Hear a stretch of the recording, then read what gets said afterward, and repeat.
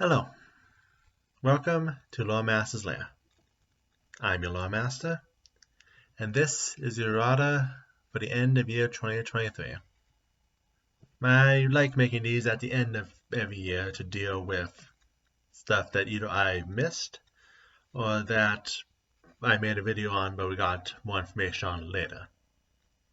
Which, most of this year is going to be the latter. The big chunk of changes wise is the remaster, which mostly dealt with the gameplay.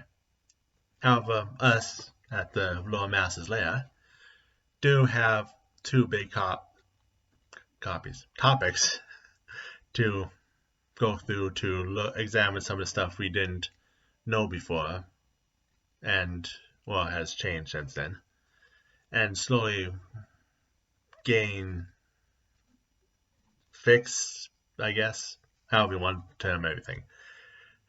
This is perfectly the scuffed video of the year where I don't practice, I don't do as much research outside of just writing down stuff that I want to talk about. But either way, let's begin, shall we? So the first of the big books we got this year was the Firebrands. Did a Firebrand video last year with some speculations. So surprised we didn't get a few organizations from first edition into the Firebrands who I thought would fit, but no, we only have 4 big factions we know of. But so let's deal with the Firebrands first by going through the history of the Firebrands, since we have more names now. So as we've known before, the Firebrands began with the working together of Ravenel and Vidra after both ripped off the chains of their overlords. With Ravenel, it was Cheliax. With Vidra, it was the remnants of Cheliax. So they managed to get together and begin the freedom fighting of the Firebrands. However, we also had the beginnings of the Firebrands causing trouble, like in Gault. But when we got the second half, the show-offs, those who tell exaggerated tales, do stuff just because they want to, that began with the attempt of the pirate Devin Orlos escaping execution in the shackles by claiming that what he was doing was for the Firebrands, which got him off and got him some marks in the Firebrands, but also made it so that many of the fellows in the shackles don't trust him and are on and off again, on again attempts to execute him. And with that, the pieces slowly fell into place to where the individual cells of the Firebrands are in communication with each other, even if the organization is mostly loose and just each cell does what they want.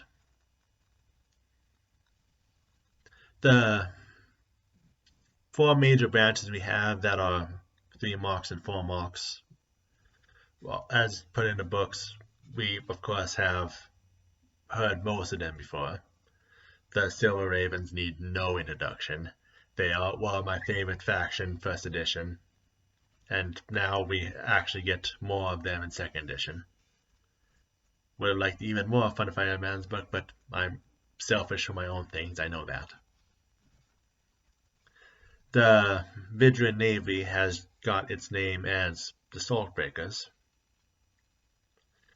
Then we have the ship, the Nightwave, which is the Devin Orlos' ship. Everyone on that, like everyone in the Silver Ravens, is a member of the Firebrands, marks and all. The only real new one we have that we didn't have any information on before was the Fire's Finest, originally from Numeria. Numeria is the one in the desert that has advanced technology. Eventually, from Numeria, a group of a wide variety of individuals on their giant mechanical spider who just go around and do impossible stuff just to show off. So, not freedom fighters like the Silver Ravens and Saltbreakers and even the Nightwaves half the time are, but the ones who exemplify the showing off of the Firebrands. There's also a lot of minor branches I'm not going to mention in this video. It's an Errata video, it's not a full Firebrands video, but another honorable mention goes to the Volta's Carnival, which is the yearly celebration of the Firebrands where they all come together and hold some kind of council to make it so that they have their own combined organization in some way, even if it is just swapping stories and drinking beer. And of course, before I move on, shout outs to now the official 3rd and 4th marks we were given in the book, since these are the tops of the Firebrands, even though I don't remember off the top of my head which ones are 3 marks and which one are 4 marks. But for the Silver Ravens, we have our old friends, the Sapphire Butterfly and Shensen. For the Saltbreakers, we have Shimali is the only one that stayed, with her sister Volmia being on the Nightwave. Speaking of the Nightwave, of course, Volmia is on there along with the Captain Devin Orlos. Can't escape the guy. None of the Firefighters is on their own the 3 or 4 marks, even though if the organization is, but, well, I should have reread that more, but anyway. But 2 others unaffiliated with those 4 branches, we have Thierry Ventler, who, of course, is the runner of the Volta's Carnival, and the one who makes it their duty to spread the tales of the best Firebrands in order to make sure they get their marks. We have Ikwani Truthspinner, the Kitsune who likes a good tale. But that was one of the big books this year. The other big book for me was, of course, the Wrath of the Elements, because there was the one this year that I did my countdown-ish thing for with the elemental planes. But it's also where we first get our changes for 2nd edition. So we get not 2nd edition, we get the remaster of the 2nd edition. You know what I mean. Even if I don't say it right, you know what I mean. But going with some of the new names, we have, of course, elemental scamps all replacing methods in name.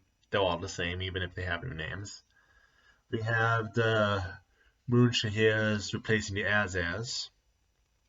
But of course, the big ones are, of course, genies and all of their names changing around. Of course, the John still get to keep their names, but reminder of the name changes that we should all be getting used to by now. Jin have their names changed to Jothooms.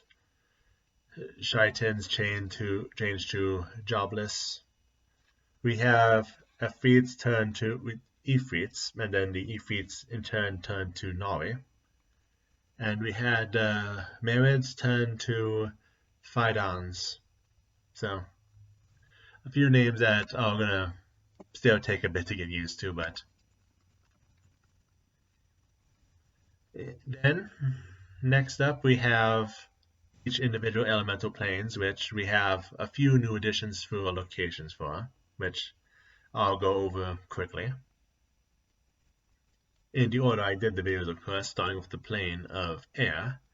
which we now have the Roaring Spark, which is the location of the, I guess good aligned doesn't mean anything more in the remasters anymore, but the good aligned Elemental Lord of Air has their domain in a giant thunderstorm because they're the active parts of air. But we also get more on the Mystery of the Spheres, which some of them opening up and have the names of the Wood Genies, whatever, the Wood Genies inside. And some speculate that there might actually be treasures deeper in, and that some of the unopened spheres might have metal genies in them or something similar. Maybe it's a tip that somewhere, somehow, there's more elemental planes that when they're reconnected, more spheres are open. But that's something that might come up in the future. Next, we have the Earth elemental plane, which didn't have much in locations, but the, well, good Elemental Lord of Earth, it mentioned that they haven't built a new old home, which is the gem-like emergent facet which is on the border of the planes of Earth and the planes of metal. And that within they keep their children and everyone they want to protect. And its spiral is into who knows where. And it being the home of an Elemental Lord, no one's going to check. No one's going to get in to check. Next, we have the Elemental Plane of Water, which we have an interesting update. So the giant jellyfish that has psychic powers, well, it's evolved further, now actually taking on its own name, on. And instead of people trying to tell it what it should be, what it should do, it's instead working to communicate with others to make them all on even grounds in order to best get information in and figure out what it needs to do. Which part of it's doing this by finding a group of people who want to bond with it and putting polyps on their heads to connect them all in connection. They refer themselves as the consortium of the Transparent Bell, but have to see if this is good or if this is evil or bad. Bad's probably a better word than evil.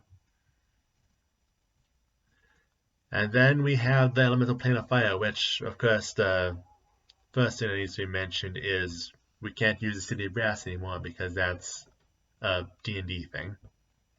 So that's been changed name-wise to Medina Modia.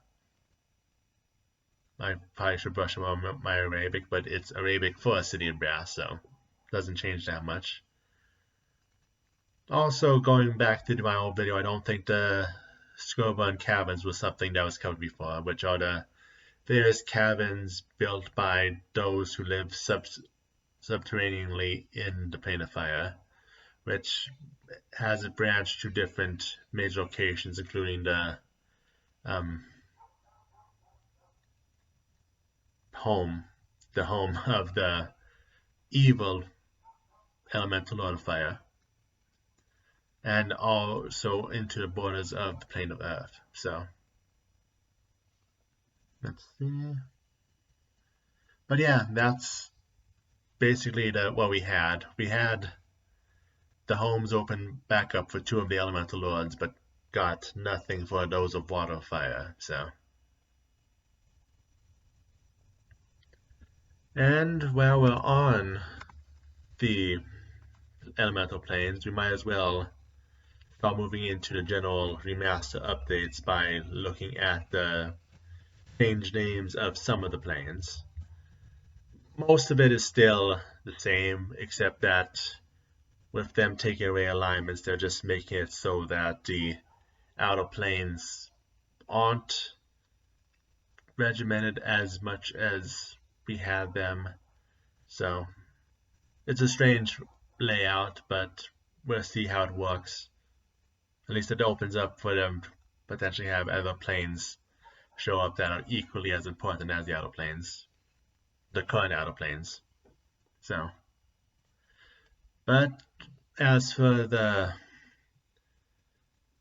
inner planes, we have the changes for some of those. The positive energy planes now Creation's Forge, negative energy planes the Void. The shadow planes, I think I recently saw shadow plane used in an official puzzle thing, but I'm not sure if I don't think they've officially have the adventure pass that remastered yet. So, but that's sounds like it's changing its name to the Netherworld. So, have to see more about that when everything's officially out. But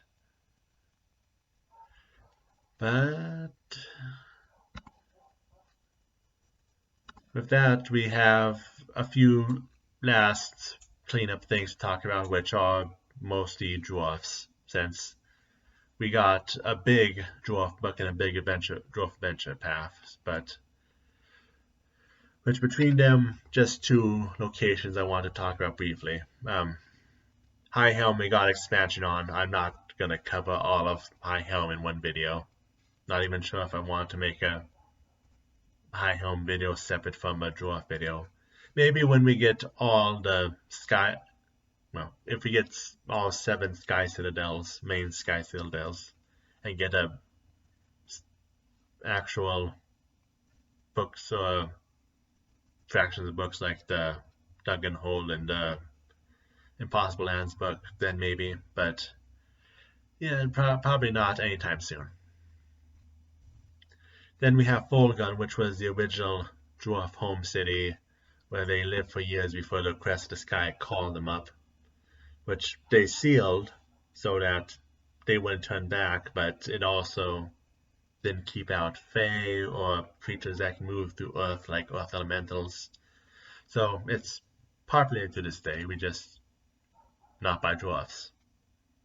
Also, something that I might mention in a Sky Citadel / dwarf territory video far in the future.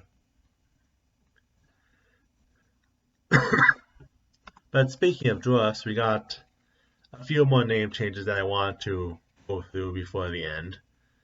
I know there's probably some elsewhere that need to be mentioned also, but we're finishing off with the Darklands people. Darklands was what I was trying to think of earlier. Anyway, so can't use Drow, can't use Drogo, can't use Smurf Neblin. So we now have the Ayendalar elves, the Huingar dwarfs, and of course, who could forget the Drafnalar gnomes. I would have to do I should have done research beforehand to see if they actually made anything or they just made those up. And of course, we also have an actual name for serpent folks to keep them separate from serpent folks, which I think also originally came from, well, I know they came from Dungeons & Dragons. They're the Shanti people, but I think it was Shanti. Rusty on Dungeons & Dragons as well. But either way, their names in Pathfinder is now Sekmins, so, which is also why the second layer of the Darklands is Sekimina, which might do a Darklands video in the future, since we now have the information from the Dwarven Adventure Path. But my own personal embargo for like half a year to a year, so not any soon, especially with me doing a big multi-month project this spring. So, but I think that's everything. Don't have that much new stuff, especially since we didn't really have Starfinder stuff this year. We didn't have like a travel guide this year that had a lot of stuff, little stuff in it that I want to mention. So I and we'll have like, yeah, just past 20 minutes. So I think that this is a good place to end it. So thank you everyone who continues to watch my videos, though they mostly are just me talking to myself so that I actually talk to someone. But for those of you who do watch occasionally, those of you who do like occasionally, it's appreciated. And going into 2024, we have Tianxi to look forward to, which that's my spring project, going through everything Tianxi that we actually have already. That's 10 to 12 week project. We have the Call of the Wild, Howl of the Wild, not Call of the Wild, which that's going to be good. Going into the lore of the Kings of the Beasts will be interesting, like when I get it out under embargo, like in the fall. And of course we have the War of the Immortals, which not only will we get 2 more classes, but we're also going to have a god die. For how long we have to see, but probably going to do a video at the end of January just going over everything we have so far, as maybe January, maybe when it's closer, going through everything we have so far to see what the most likely candidates are. I'm still saying that Sandway, since the prophecy of the sun dying, but again, we have to see. But that's all I want to say. So, for everyone who sticks by me, for everyone who watches occasionally, for everyone who's just puts me on the background and ignores me while doing something, I hope you all have a good year. Happy New Year, everyone.